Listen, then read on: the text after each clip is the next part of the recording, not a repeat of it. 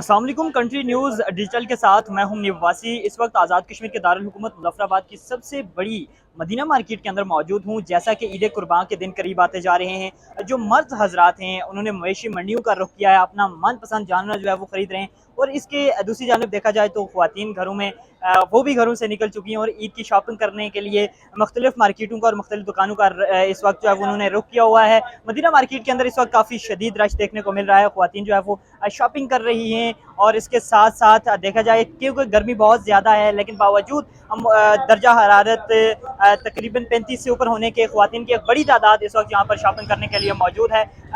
ताहम जैसा कि मार्केटों के अंदर जो रश बढ़ता जा रहा है, तो वैसे ही जो जैसा कि मुजफ्फराबाद के अंदर ट्रैफिक के मसाइल हैं, अब वो भी अब देखने को मिल रहे हैं। क्योंकि मार्केट के अंदर इस वक्त बाइक्स और गाड़ियां जैसे इंटर हो रही हैं, तो पैदल चलने वाले जो इस वक्त यहाँ पर ख़रीदार हैं उनको काफ़ी मुश्किलात का सामना है। जैसा कि देखा जाए ईद कुर्बान करीब आती जा रही है, लोग सुन्नत इब्राहीम को पूरी करने के लिए मार्ग मवेशी मंडियों में रोक कर रहे हैं। और इसी नस्बत से देखा जाए ख़वातीन अपनी ज़रूरत पूरी करने के लिए ईद करीब आ रही है, उनको देने के लिए मार्केट का रुख किया जा रहा है। लिहाजा कि मार्केट में देखा जाए दिन ब दिन मौसम की नस्बत से गर्मी बहुत बढ़ रही है, फिर भी ख़वातीन का रश की नस्बत देखा जाए तो ख़वातीन की रश बहुत आ रही है। क्योंकि मार्केट ईद लड़कियों की होती है और मर्द तो मवेशी मंडियों में जाते हैं।